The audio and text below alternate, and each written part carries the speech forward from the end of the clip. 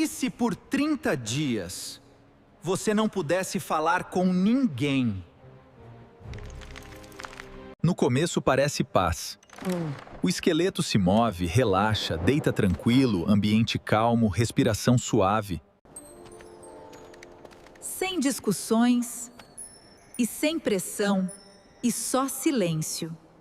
Mas o silêncio começa a pesar. Não consigo falar. Dias passam e você percebe, não tem com quem compartilhar nada.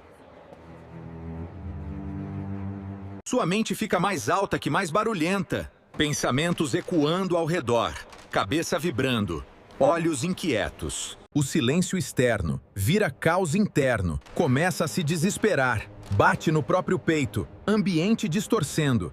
Porque sem voz, você começa a desaparecer. Você conseguiria sobreviver ao silêncio absoluto?